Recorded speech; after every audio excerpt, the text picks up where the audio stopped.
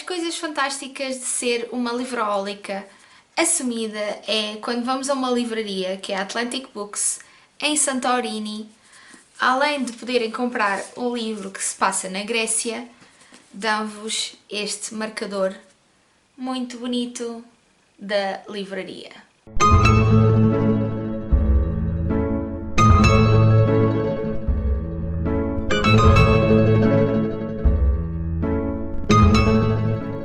Mas vamos falar de Mythos, ou Mitos, The Greek Myths Retold de Stephen Fry. Consideram este livro não ficção porque isto não é um romance, propriamente dito, mas também ao mesmo tempo eu não sei se concordo muito com não ficção, porque isto é mitologia, são histórias dos humanos, portanto ficamos aqui naquela não ficção estranha. Este livro tem edições maravilhosas, se vocês quiserem comprar em hardcover, mesmo edições lindíssimas. Esta foi a edição que eu comprei na livraria em Santorini e eu complementei esta leitura com o audiobook, que é narrado pelo próprio Stephen Fry, e é Stephen Panela, ou frigideira, Stephen Fry, e é muito, muito bom. O que é que este livro trata? Mitologia grega, claro. A mitologia grega é particularmente fascinante para mim porque os deuses gregos são doidos. Eles são muito, muito humanos e têm características muito humanas, o que os torna muito engraçados. Eles basicamente são os super-heróis daquele tempo. Eles são humanos com poderes, que nem sempre os usam da melhor maneira, mas já vamos a isso. Claro que eles são um exagero, uma hipérbole, e há uma excentricidade nisso brutal que Stephen Fry aproveita da melhor maneira. E ele é perfeito a fazer isso, porque ele tem um sarcasmo e um humor muito próprio, e especialmente quando estamos a ouvir o audiobook, a ler também, mas o audiobook é demais, é demais. Mas não pensem que a comédia do Stephen Fry vos vai tirar da importância que este livro tem, no sentido em que se vocês vão gostar ou não deste livro, porque eu sei que há pessoas que gostam muito da mitologia grega e que podem se sentir ofendidos pela comédia dele, mas não.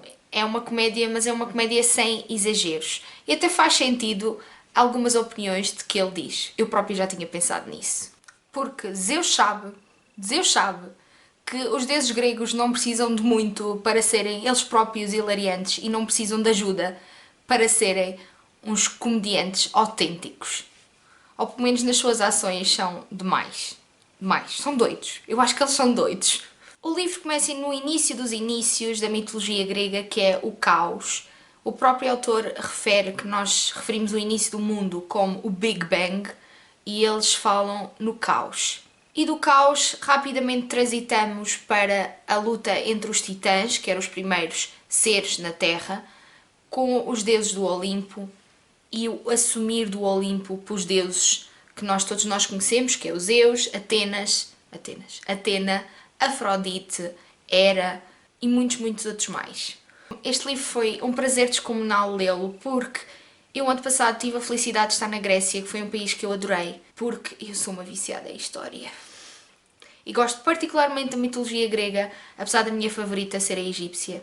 Mas eu quando li este livro, eu parecia que viajava para aquele país lindíssimo e via outra vez aquelas casinhas de telhado azul com todas branquinhas. Foi uma viagem e tanto.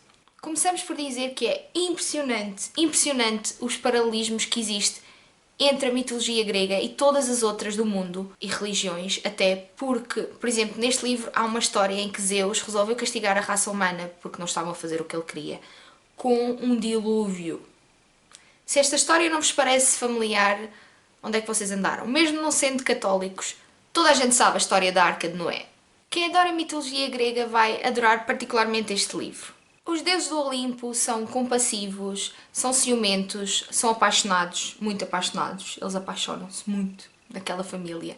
O que torna o Olimpo um berço de histórias maravilhosas a descobrir e histórias às vezes muito hilariantes e estranhas.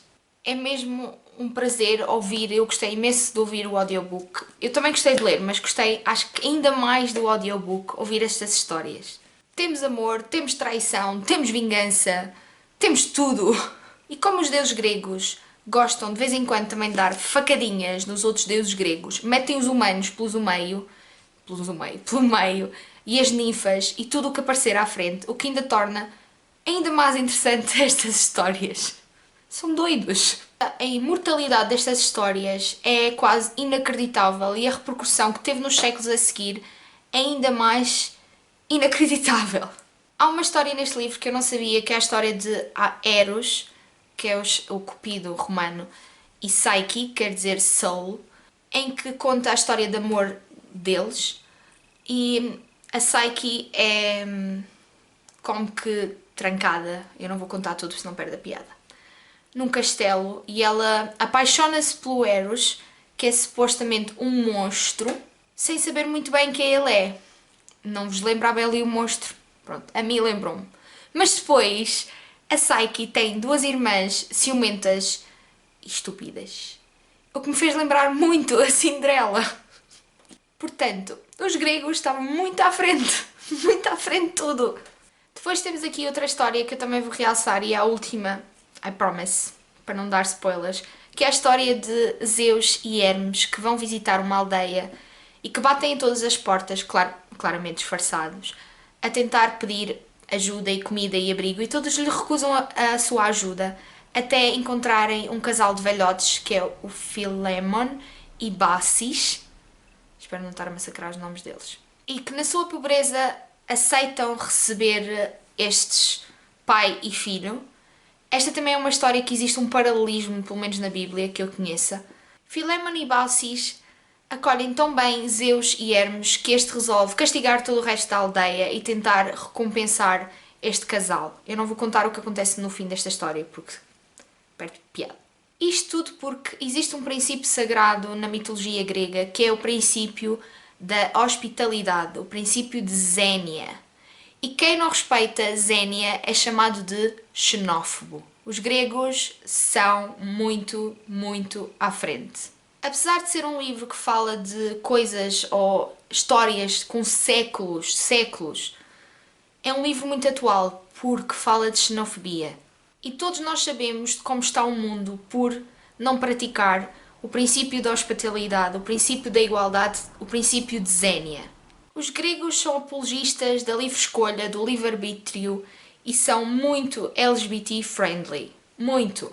Atenção, estas histórias têm séculos. E nós devíamos aprender com elas.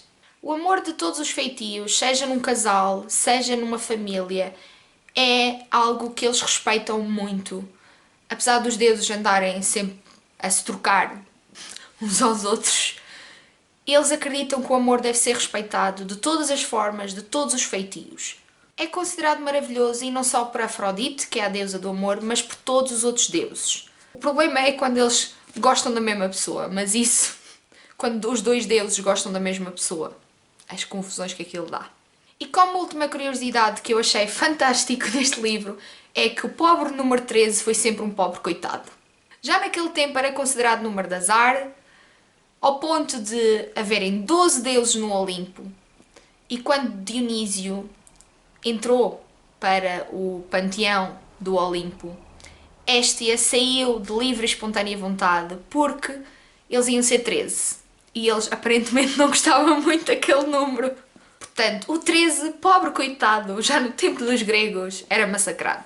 Este é um livro / audiobook delicioso de se ouvir, de se ler, particularmente para quem gosta de mitologia grega. Eu não sei se este livro vai atrair pessoas que nunca tenham ouvido falar dos gregos, mas espero que sim, porque é um livro muito, muito engraçado. Muito bom de se ler e não é maçudo, porque a maior parte dos livros sobre mitologia são uma seca, convenhamos. Este é um livro que vos vai fazer rir, não só pelas situações em si, que vos vai fazer aprender um bocadinho sobre mitologia grega, e acho que é um livro que vocês não vão esquecer tão facilmente, nem que seja pelos paralelismos que faz entre as várias histórias que existem, as nossas histórias e as histórias que existiam naquele tempo. E o humor do Stephen Fry, particularmente os comentários dele. Há um comentário que eu nunca me esqueci, que ele fala de Percy Jackson como um dos filhos do Poseidon. Ele é livrólico e geek, é a única expressão que eu tenho. Porque ele também a única expressão, a única explicação que eu tenho. Além disso, ele também fala de Star Trek, se não estou enganada. É muito bom, mesmo. Como já perceberam por esta opinião, porque eu estou aqui toda entusiasmada a falar dele, eu vou-lhe dar 5 estrelas. Antes de me despedir, eu quero agradecer às pessoas que têm subscrito o canal, porque têm sido muitas. Olá, pessoas novas. E quero-vos agradecer em grego, como se diz obrigado, que é efkaristo. E até o próximo vídeo. Tchau!